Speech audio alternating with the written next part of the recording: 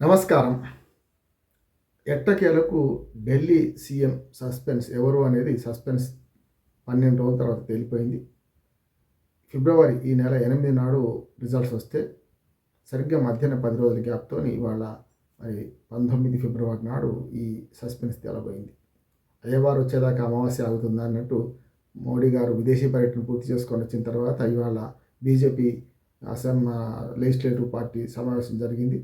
అందులో ఇప్పటిదాకా గట్టి పోటీ ఇచ్చిన మనకు సాహిబ్ సింగ్ వర్మ కుమారుడు పర్వేజ్ వర్మ తానే ఈ రేఖా గుప్తా అనే ఒక మహిళను ఆయన ముఖ్యమంత్రి పదవికి ప్రపోజ్ చేశారు.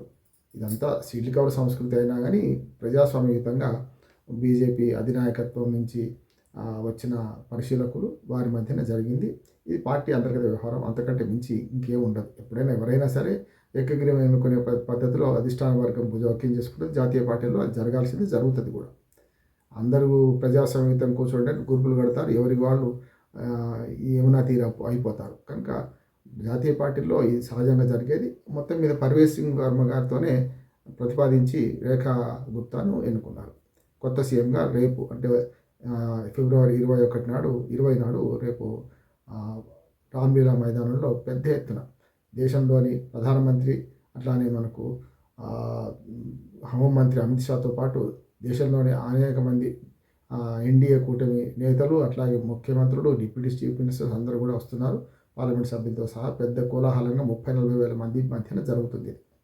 ఒకసారి ఢిల్లీ మనకు ఏదైతే ఎన్నికల చరిత్రను చూసుకుంటే ఢిల్లీ అది ముఖ్యమంత్రులుగా ఇదివరకు ఎంతమంది చేశారు ఎట్లా చూసుకుంటే, ఒకసారి ఢిల్లీ గతంలో 52 నుంచి 56 దాకా ఢిల్లీ ఒక రాష్ట్ర అసెంబ్లీ ఉండేది.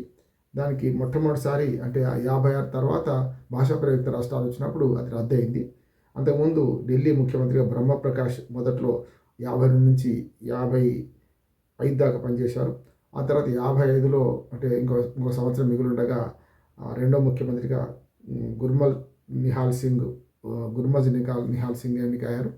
ఈయన రెండో ముఖ్యమంత్రి. అప్పుడు మొదటి విడత అసెంబ్లీ ఉన్నప్పటి సంగతి 52 నుంచి 56 నవంబర్ దాకా కొనసాగింది. నవంబర్ 1 నాటి నుంచి దేశంలో భాషా ప్రయుక్త రాష్ట్రాలు ఏర్పడడం, దాంతో ఢిల్లీకి అప్పటికే దేశ రాజధానిగా అక్కడ భద్రత అవన్నీ చూసుకోవాల్సింది కనుక అప్పుడు కేంద్ర పాలిత ప్రాంతంగా మార్చారు. అసెంబ్లీ ఉండి రద్దయింది. ఆ తర్వాత 56లో రద్దయితే మరి 93 దాకా మళ్ళీ అసెంబ్లీ ఏర్పడలేదు. 93 నుంచి అసెంబ్లీ ఏర్పడిన తర్వాత అప్పుడు మొట్టమొదటి ముఖ్యమంత్రిగా బీజేపీ అధికారంలోకి వచ్చింది మొట్టమొదటిసారి 93లో. అంతకుముందేమో ఈ 2 సార్లు కూడా కాంగ్రెస్ గవర్నమెంట్ ఉండే, ఏది 52 నుంచి 56 దాకా ప్రభుత్వంలో బ్రహ్మప్రకాష్ కానీ అట్లాగే గుర్ముఖ్ నిహాల్ సింగ్ కానీ వీళ్ళు కాంగ్రెస్ పార్టీ ముఖ్యమంత్రులుగా పనిచేశారు. ఇక 93లో రెండవసారి ఏదైతే అసెంబ్లీ ఏర్పడ్డదో అసెంబ్లీ ఉంది కానీ మున్సిపాలిటీకి ఎక్కువ, రాష్ట్రానికి తక్కువ అనొచ్చు. వరకని చెప్పాలంటే మొట్టమొదటి ముఖ్యమంత్రిగా మదన్ లాల్ ఖురానా ఎన్నికయ్యారు. ఈయన దాదాపు 3 సంవత్సరాల పైన అధికారంలో ఉన్నారు, 93 నుంచి 96 దాకా. అట్లాగే మనకు 2 సంవత్సరాలు 86 రోజులు అధికారంలో ఉన్నారు ఆయన. అట్లాగే సాహిబ్ సింగ్ వర్మ అప్పుడు 1వ కృష్ణుడు, 2వ కృష్ణుడు, 3వ కృష్ణుడు అన్నట్టు బీజేపీ పార్టీ ముఖ్యమంత్రులు మార్చింది, దానికి అనుభవించింది కూడా. అప్పుడు సాహిబ్ సింగ్ వర్మ కూడా మరొక 2 సంవత్సరాల 223 రోజులు అంటే ఆల్మోస్ట్ 3 సంవత్సరాల దగ్గరగా అయిన 2 సంవత్సరాలు ఆయన ఇద్దరు ఉన్నారు. తర్వాత సుష్మా స్వరాజ్ గారిని ఎంపిక చేశారు. ఆమె అప్పటికి అసెంబ్లీ సభ్యురాలు కూడా కాదు, కానీ సుష్మా స్వరాజ్ గారిని ఎంపిక చేసిన తర్వాత ఈ ముగ్గురు ముఖ్యమంత్రులు మార్చే క్రమంలో కొంత పెద్ద ఎత్తున బీజేపీ అసంతృప్తి వచ్చింది. ఆ తర్వాత కాంగ్రెస్ పార్టీ ముఖ్యమంత్రిగా మనకు షీలా దీక్షిత్ 98లో మొట్టమొదటిసారి ఎన్నికైంది. 98, 2003, 2008 ఈ వరుసగా 3 సార్లు మొత్తం 15 సంవత్సరాలు షీలా దీక్షితే ముఖ్యమంత్రిగా కొనసాగారు. 2013 ఎన్నికల్లో అప్పటికి సంకీర్ణ ప్రభుత్వం లాగా ఒక రకంగా చెప్పాలంటే హంగ్ అసెంబ్లీ వచ్చింది. అప్పుడు 31 సీట్లతోనేమో అది 28 సీట్లతోనేమో Congress party, 28 సీట్లతోని Aam Aadmi party, 8 సీట్లతోని Congress party, మిగతా 31 సీట్లతోనేమో ఇటు పక్కన బీజేపీ గెలిచింది. కానీ 31 సీట్లకు అదనంగా రాలేదు కనుక 28 కలిసి 36 సీట్లతోని అత్యవసర మెజార్టీతోని కేజ్రీవాల్ ముఖ్యమంత్రిగా అయ్యారు. తర్వాత కాంగ్రెస్ పార్టీ ఒత్తిడి, కాంగ్రెస్ పార్టీ మిత్రద్రోహం చేయడం వల్ల 49 రోజుల లోపల 50 రోజులు నిండకుండానే కేజ్రీవాల్ రాజీనామా చేశారు. తర్వాత రాష్ట్రపతి పాలన వచ్చింది 1 సంవత్సరం పైన. ఆ తర్వాతనే 2015లో ఎన్నికలు జరిగినాయి. 2015 ఎన్నికల్లో అప్రతిహత మెజారిటీతో కేజ్రీవాల్ గారు కేవలం 3 సీట్లు బీజేపీకి, 67 సీట్లు మన ఆమ్ ఆద్మీ పార్టీకి వచ్చినాయి. కాంగ్రెస్కి 1 సీటు రాలేదు. తర్వాత 2020 ఎన్నికల్లో కూడా అదే రిజల్ట్స్ కొనసాగింపుగా కొంచెం తక్కువ ఎక్కువ వచ్చినాయి. 62 సీట్లు కేజ్రీవాల్కి, ఆమ్ ఆద్మీ పార్టీకి, 8 సీట్లు బీజేపీకి వచ్చినాయి. ఇక మొత్తం తారుమారైన ఫలితం మొన్న 2025లో అప్పుడు ఆటోమేటిక్గా మొత్తం అంతా 22 సీట్లకే ఆమ్ ఆద్మీ పార్టీ పరిమితమైంది. 45 సీట్లకు బీజేపీ దిగింది. ఈసారి కూడా కాంగ్రెస్కి ఎందాలి. ఇప్పుడు కొత్త ముఖ్యమంత్రిగా రేఖా గుప్తా ప్రమాణ స్వీకారం చేయబోతున్నారు. 50 ఏళ్ళు నిండిన ఆమె విద్యార్థి యూనియన్ నాయకురాలుగా ఎన్నికైన. దాని తర్వాత చాలా బీజేపీ పార్టీలో కూడా ఉన్నారు. బీజేపీ పార్టీలో కీలక పదవులు అనుభవించారు. దాంతోపాటు దక్షిణ ఢిల్లీ మున్సిపల్ మేయర్గా, అక్కడ 4 మున్సిపాలిటీ ఉన్నాయి కనుక దక్షిణ ఢిల్లీ మున్సిపల్ మేయర్గా ఆమె పదవి చేశారు.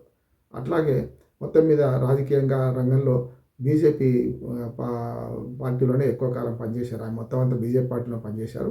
ఈ దశలో మనకు ముఖ్యమంత్రుల లిస్ట్ ఒకసారి చూసుకుంటే మొదటి 52 దాకా చేసిన పురుషులు విడిచిపెడితే ఇప్పుడు 9వ ముఖ్యమంత్రిగా రేఖా గుప్తా ప్రమాణ స్వీకారం చేస్తున్నారు. ఈ 9 మంది ముఖ్యమంత్రుల్లో లేచింది మహిళా లోకం అన్నట్టు 4 మహిళలు ఇప్పటికి 4వ మహిళగా రేఖా గుప్తా వస్తున్నారు. అంతకుముందు చూసుకుంటే మనకు మొట్టమొదటి సుష్మా స్వరాజ్, ఆమె కేవలం 60 రోజులు కూడా చేయలేదు ఆమె.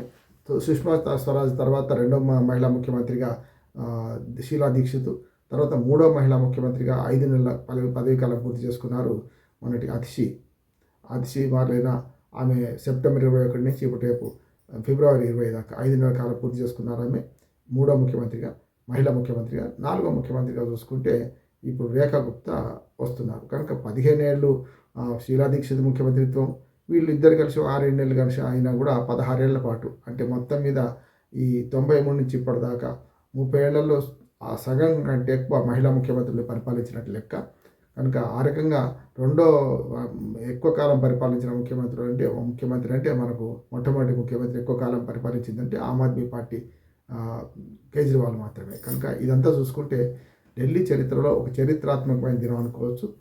మహిళా ముఖ్యమంత్రులు ఎక్కువ మంది 50% కంటే ఎక్కువ ఉన్నారు. మొత్తం 9 ఆల్మోస్ట్ 4 అంటే సగం ఇచ్చినట్టే లెక్క, సగం భాగం వాళ్ళదే ఉన్నట్టు లెక్క. దాంతోపాటు పదవీ కాలం చూస్తే 50% కంటే ఎక్కువ. ఈ 30 ఏళ్ళ రాజకీయాల్లో ఈ సగం కంటే ఎక్కువ కాలం మహిళా ముఖ్యమంత్రులు ఉన్నట్టు లెక్క. ఆ రకంగా ఢిల్లీ ఒక ప్రత్యేకతను సంతరించుకుంది. ఇక మరి రేఖా గుప్తా పరిపాలన ఎట్లా ఉంటుంది అనేది వేచి చూడాలి. నమస్కారం.